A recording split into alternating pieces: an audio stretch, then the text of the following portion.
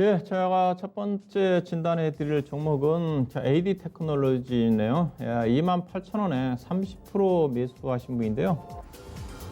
예사가 지난주 금요일 날 이제 유상증자를 발표를 했었죠. 예, 유상증자 대응 방안 부탁드려요. 그렇게 올리셨네요.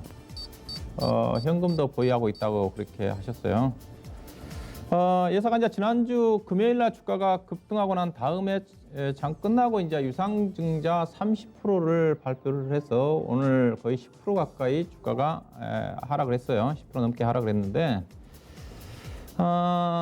이게 일반적으로 유상증자 하게 되면 악재로 작용을 하죠.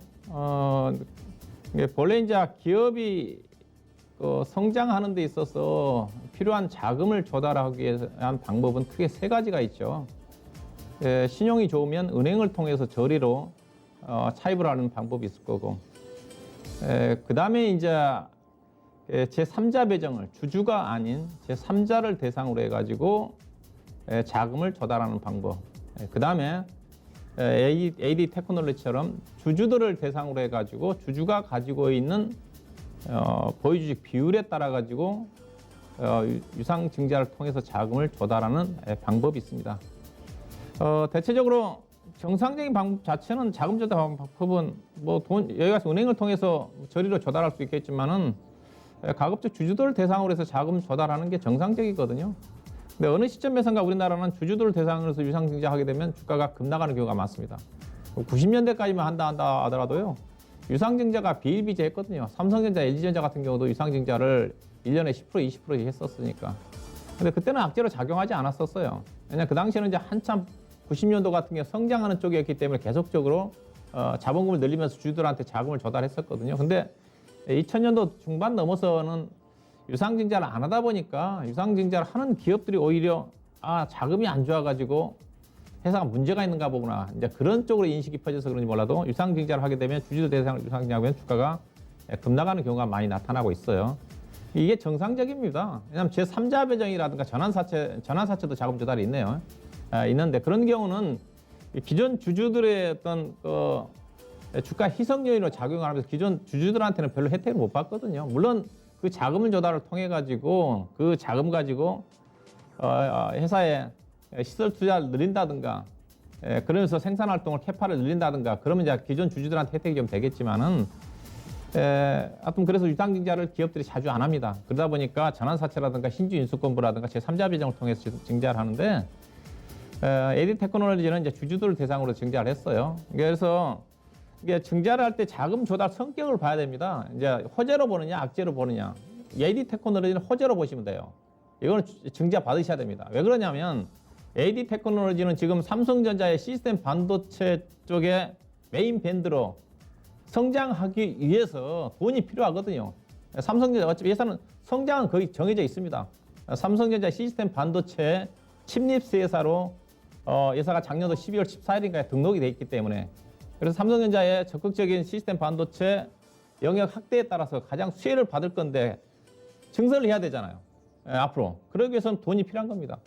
당장은 주주들한테 돈을 벌려서 주가는 떨어지겠지만은 나중에 그 자금 가지고 공장을 늘려서 매출액 확대와 기업이 실적으로 증가되게 되면 주주들한테는 큰 이익이죠. 그래서 이런 주식은 증자를 받으셔야 돼요. 근데 다만 받아서는 안 되는 유상증자가 있습니다. 어떤 기업이냐? 그냥 자금 조달해가지고 뭐 운전자본 조달한다든가 뭐 자금 사정이 안 좋아서 종업원들 월급 준다든가 그런 경우 있어. 쓸데없는 데 투자하는 거. 그런 경우는 증자를 받아서는 안 돼요. 근데 회사는 정상적으로 회사가 성장하는데 앞으로 엄청나게 성장을 할 건데 공장도 늘려야 되고 유능한 인재들도 기술력 갖고 있는 인재들도 영입을 해야 되는 거니까. 그래서 회사는 주주들한테 당장은 주가 따기 힘들겠지만 길게 보게 되면 회사 기업이 성장을 하면서 증자받는 것 자체도 호재로 작용한다 보시면 될 것 같습니다. 유상증자 비율이 30%거든요. 35%죠. 회사가 발행 주수가 많지 않는 거니까 920만 주 중에서 300만 주 정도 증가를 하는 거고 자금 조달 규모 자체가 발행 가격이 지금 18,300원이거든요. 1차 발행 가격이니까 아마 이 발행 가격이 좀 떨어질 겁니다. 주가 좀 떨어지면 떨어질 건데 현재로서는 18,300원인데 이게 30% 정도를 35% 정도를 내가 가지고 있는 수량에 18,350원에 신주를 청약할 수 있는 권리가 있겠죠. 언제까지 가지고 있으면 6월 4일 날이 신주 배정 기준일입니다. 그래서 6월 4일이니까 아마 6월 3일이 무슨 요일인지 모르겠지만은 평일인 경우 6월 3일 정도까지 가지고 있으면 전날까지 가지고 있으면 권리락 이후에 유상증자를 청약할 수가 있는 거니까 이 종목은 뭐냐? 장기 투자 여러 개 있으시면 적극적으로 유상증자까지 받고 장기 투자하시면 이 종목은 향후에 크게 수익을 날 수 있는 종목이다. 그렇게 말씀 좀 드리고 싶고요. 그래서 유상증자를 받으셔라. 다만 단기적으로 투자하신 분들은 좀 고민 좀 해야 되겠죠. 회사를 만약에 회사가 신주 물량이 7월 달에 상장이 좀 되는 거니까 7월 이후를 내다본다 한다면 유상증자를 받는 게 좋습니다.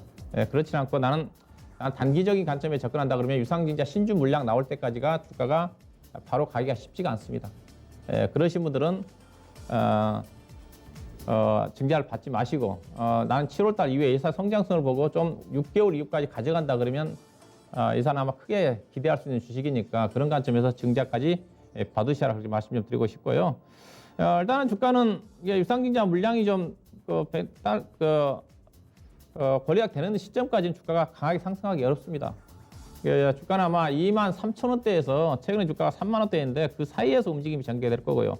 유상 신주 물량이 아마 7월 달에 상장이 좀 되는 거니까 그 이후에 신주 물량 상장 이후에 연말 가면 개인적으로 회사 실적도 지금 1분기 실적도 상당히 좋다고 지금 전망이 나오고 있는 쪽이니까 증자 이후에 3만 원 정도까지 훌쩍 넘어가지 않겠는데 그러면 증자 받는 것까지 감안하면 28,000원대에서 사셨는데 20-30% 정도는 뭐 수익을 좀 낼 수 있지 않겠는가 그런 관점에서 증자 받고 중장기 투자 관점에서 보유 전략 제시하도록 하겠습니다. 네, 그다음